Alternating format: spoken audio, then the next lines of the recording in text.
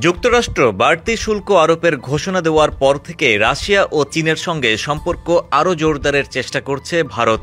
বর্তমানে ভারতে অবস্থান করছেন চীনের পররাষ্ট্রমন্ত্রী। মঙ্গলবার তিনি নিশ্চিত করেছেন চলতি মাসের শেষ দিকে চীন সফর করবেন Narendra Modi. South China morning পোস্টের প্রতিবেদনে বলা হয়েছে, মঙ্গলবার ভারতের জাতীয় নিরাপত্তা উপদেষ্টা অজিত দোভালের সঙ্গে সীমান্ত বিরোধ নিয়ে বৈঠক করেন চীনের পররাষ্ট্রমন্ত্রী ওয়াং ই। সেখানে তিনি মোদির সফরের কথা নিশ্চিত করেন। RICL TMX, যুগের পর যুগ স্থাপনা থাকে মজবুত। এবারের সফরে সাংহাই কোঅপারেশন অর্গানাইজেশনের সম্মেলনে যোগ দেবেন মোদি। এটি আগামী 31 আগস্ট শুরু হওয়ার কথা। 7 বছর আগে চীন সফর করেছিলেন মোদি। আশা করা হচ্ছে এবারের সফরে সম্মেলনের ফাঁকে তিনি চীনের প্রেসিডেন্ট শি জিনপিংয়ের সঙ্গেও বৈঠক করবেন।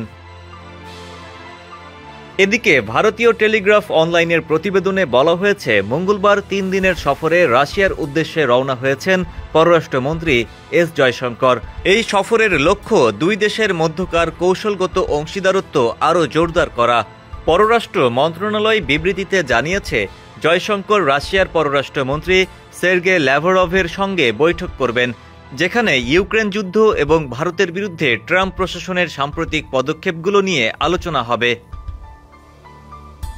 টেলিগ্রাফ বলছে, সফরটি এমন এক সময়ে হচ্ছে যখন মার্কিন প্রেসিডেন্ট ডোনাল্ড ট্রাম্প ভারতের পণ্যের উপর শুল্ক দ্বিগুণ করে 50% করেছেন। এর মধ্যে শাস্তিমূলক 25% শুল্ক আরোপের ঘোষণা দেওয়া হয়েছে রাশিয়ার কাছ থেকে অপরিশোধিত তেল কেনার কারণে। ডেস্ক রিপোর্ট, সমকাল।